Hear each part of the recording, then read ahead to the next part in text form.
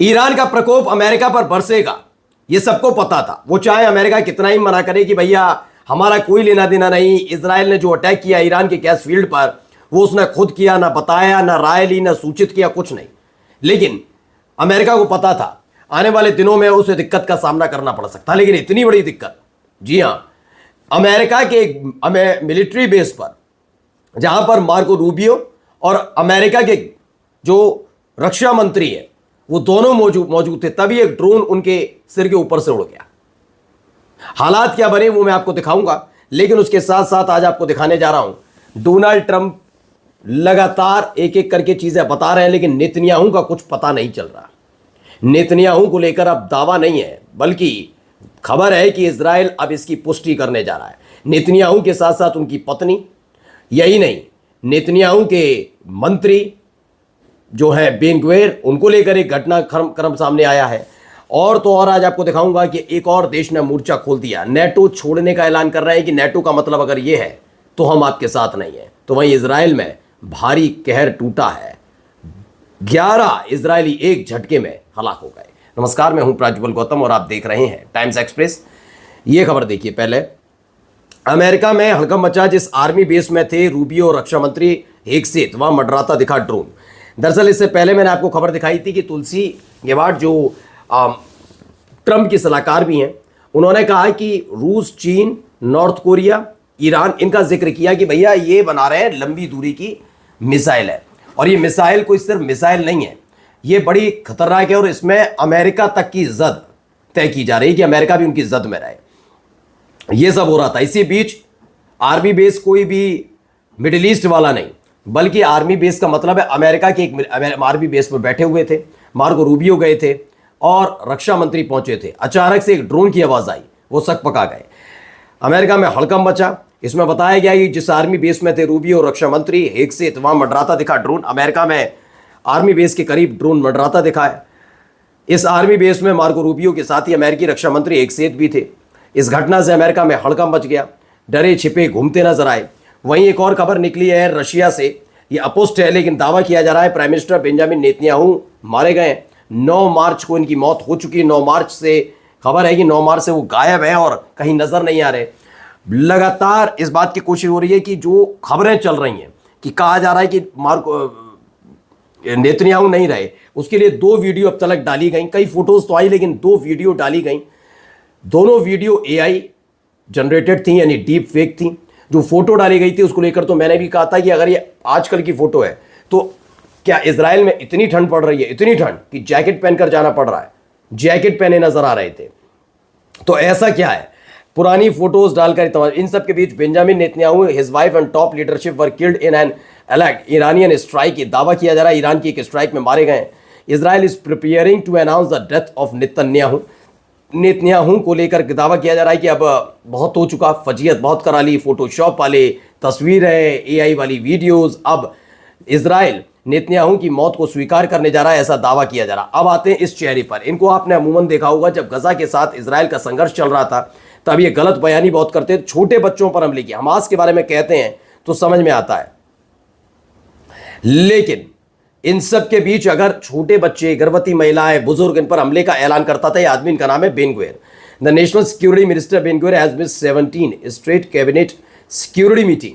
जैसे नेतन्याहू नजर नहीं आ रहे, वैसे ये भी नजर नहीं आ रहे। इनके लिए भी 7-8 दिन पहले खबर आई थी, जैसे नेतन्याहू के घर पर हमला हुआ, उनके भाई की मौत हुई, ऐसे खबर थी। वैसे इनके लिए भी था कि बेन ग्वेर के घर पर भी एक मिसाइल गिरी, इनकी मौत हुई। वो बात अलग है कि बाद में बताया गया कि मिसाइल नहीं गिरी है, बल्कि कार एक्सीडेंट में वो घायल हुए हैं, अस्पताल में उनका इलाज चल रहा है। लेकिन फिलहाल काफी दिनों से वो भी नजर नहीं आ रहे। अब ये देखिए, ये इजराइल के एयरफोर्स के कमांडर हैं तोमर बार। इनका खात्मा हो चुका है। Iran successfully target Israeli air force commander Tomer Bar, जो ऑपरेशन लगातार चल रहा है रोर्स लॉइन, उसके तहत इस पर हमला हुआ और इस हमले में ये एयरफोर्स का कमांडर मारा गया, ऐसा दावा है। पिछले 24 घंटे के भीतर इजराइल में लगातार बमबारी हो रही है, मतलब बमबारी का मतलब रॉकेट, मिसाइल और ड्रोन दागे जा रहे हैं। ऐसे में खबर है कि इजराइल के चैनल 12 की कि 11 इजरायली अब तक इस ईरान की मिसाइल स्ट्राइक में 24 घंटे में, पिछले 24 घंटे में मारे गए। लगातार एक के बाद एक बुरी खबर इजराइल के लिए निकल रही है। वहीं बैकफुट पर नजर आ रहा है अमेरिका। हमने अब दिखाया आपको कि जब ईरान के साउथ पार्स गैस फील्ड पर हमला हुआ, तो उसके बाद ट्रंप ने पल्ला झाड़ा।